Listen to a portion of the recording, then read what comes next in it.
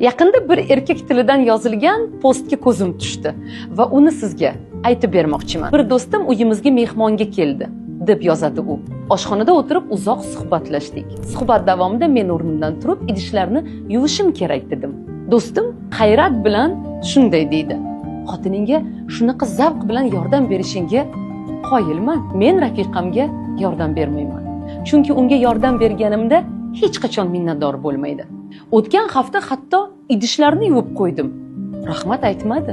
Shunda men joyimga qaytib, uning yoniga o'tirdim va aslida xotinimga yordam bermayotganimni tushuntirdim. Xotinimga yordamchi kerak emas, unga hamroh kerak. Men xotinimga uyni tozalashda yordam bermayman, chunki men ham shu uyda yashayman va men ham tozalashim kerak deb hisoblayman. Men xotinimga ovqat pishirishga yordam bermayman, chunki mening ham qornim ochadi.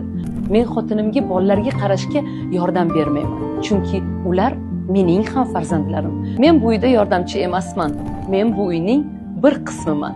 Minnatdorlikka kelsak do'stim, sen o'zing qachon oxirgi marta xotining uy yig'ib, kir yuvganiga rahmat aytib minnatdor bo'lding? Hayotingda bir martagina idish yuvganingda bu uchun qandaydir maxsus medal kutishing g'alati emasmi? Sen arzimagan ishingga maqtov xohlayapsanmi?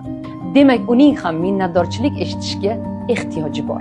Ayolingga yordam ber, haqiqiy hamroh bo'l va uyingda ovqatlanish, uxlash va ehtiyojlarini qondirish uchun kelgan mehmondek bo'lma. O'z uyingda o'zingni o'z uyingdagidek his qil.